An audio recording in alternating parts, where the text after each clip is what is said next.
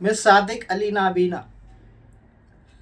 महाराष्ट्र में जो ईवीएम में गड़बड़ घोटाला करके चुनाव जीता गया है, महाविकास अघाड़ी के लोग सुप्रीम कोर्ट जाने की तैयारी कर चुके हैं सबूतों के साथ। जो वोटों में काट छाट के वोटर लिस्ट में आगे आंकड़ा घटा के बढ़ा के जो जीत बीजेपी ने की है, उसके खिलाफ सुप्रीम कोर्ट में ये महाविकास अघाड़ी के लोग जा रहे हैं।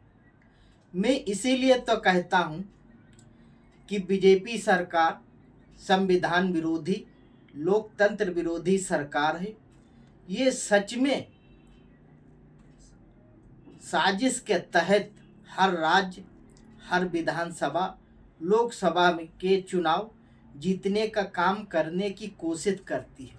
इसको ये लगता है कि जनता हमको तो वोट देती नहीं है, अब हमको हर हालत में चुनाव जीतना है।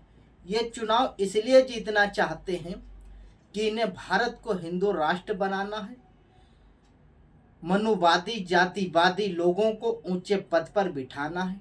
इसीलिए तो ये आरएसएस की विचारधारा के लोगों को मुख्यमंत्री बनाते हैं, डिप्टी सीएम बनाते हैं, उप राष्ट्रपति बनाते हैं।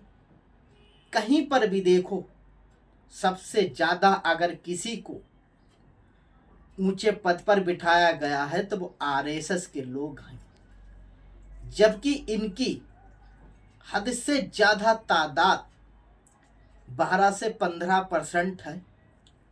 इन जातिवादियों मनुवादियों के चलते पिछड़े समाज के लोगों का हक मारा जा रहा है।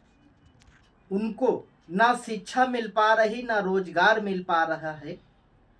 अगर शिक्षा, स्वास्थ्य, महंगाई, रोजगार की बात करते हैं तो उनको ऐसे मुद्दों में फंसा दिया जाता है कि हिंदू राष्ट्र, मस्जिद के नीचे मंदिर को खोदना, इसी सब मुद्दों से ध्यान को हटाया जाता है कि लोग शिक्षा, स्वास्थ्य, रोजगार, महंगाई पे बात ना कर सके। यही इनका बीजेपी आरएसएस का दोहरा चरित्र है। बीजेपी या आरएसएस एक ही सिक्के के दो पहलू।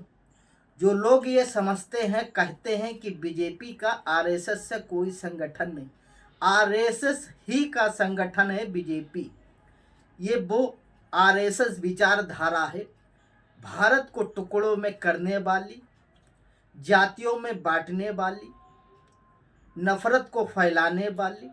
इनका इतिहास गवाह है, जब हमारे पूर्वज भारत की आज़ादी की लड़ाई लड़ रहे थे, अपनी जान की बाजी लगा रहे थे, तो ये आरएसएस वाले चुपचाप खड़े होके अंग्रेजों का साथ दे रहे थे। उसी के चलते आज भी कोई भी बड़ा मसला होता है, चाहे मणिपुर का मसला देख लो, कि विपक्ष के नेता चीखते चिल्लाते रहे कि मोदी जी मणिपुर पे बोलो, मगर मोदी जी मणिपुर पे बोलने को तैयार नहीं। इस वक्त भारत में मुस्लिमों के खिलाफ साजिशें रची जा रही हैं, हर मस्जिद के नीचे मंदिर खोजा जा रहा है। इस पे भी जनता, बड़े बड़े लोग कह रहे हैं कि मोदी जी इस पे मुँह खोलो कि आप क्या चाहते हो, मगर मोदी जी मुँह नहीं खोलते। यही आरएसएस की निशानी है। जब हमारे पूर्वज भारत की आज़ादी लड़ रहे थे, उस वक्त जो स्वतंत्रता सेनानी थे वो इन आरएसएस वालों से पूछते थे कि आप अंग्रेजों के साथ में हो या हमारे साथ में। ये कुछ नहीं बोलते थे, चुप रहते थे। इससे साफ जाहिर होता जो कुछ भी हो रहा है इस वक्त वो मोदी जी के इशारे और आरएसएस के इशारे पे हो रहा है। इससे हम सबको होशियार रहने की ज़रूरत है।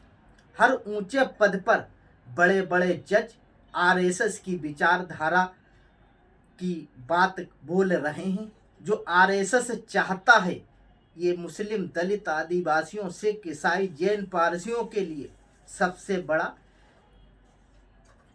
खराब सा दिन है, जो हम सबको ये झेलना पड़ रहा है।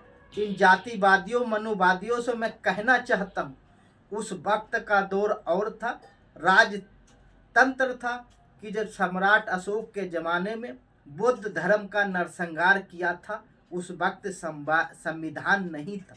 इस वक्त भारत में संविधान लागू है। तुम ये इस गफलत में हो कि मुस्लिमों का नरसंहार किया जाए और बौद्ध धर्म की किसी इन लोगों का सफाया किया जाए। अब ऐसा होने वाला नहीं। भारत का हर एक नागरिक होशियार हो चुका है। तुम्हारी गंदी साजिशों को, आरएसएस वाले की चालों को समझ चुका है। इससे चाहे कितने भी जज आरएसएस की विचारधारा के बोली बोले, मगर भारत का संविधान अटूट है, मजबूत है। हम सब लोग मिलकर भारत के संविधान लोकतंत्र को बचाने का काम से बीजेपी आरएसएस संविधान लोकतंत्र की खुली हुई दुश्मन है। ये मनुवाद चाहती है, मनुस्मृति को लागू करना चाहती है। भारत के संविधान लोकतंत्र के लिए एक बड़ा खतरा है। अगर हमारी इस बात से सहमत हो तो इस वीडियो को लाइक, शेयर, सब्सक्राइब जरूर करना, जिससे जो जातिवादी मनुवादी लोग हैं उन तक ये बात पहुँचे, और जो हमारे भारत के संविधान को दिल से चाहने वाले हैं उन तक ये बात पहुँचे कि गोदी मीडिया तो इस पे बात करने को तैयार ही नहीं है। जय हिंद।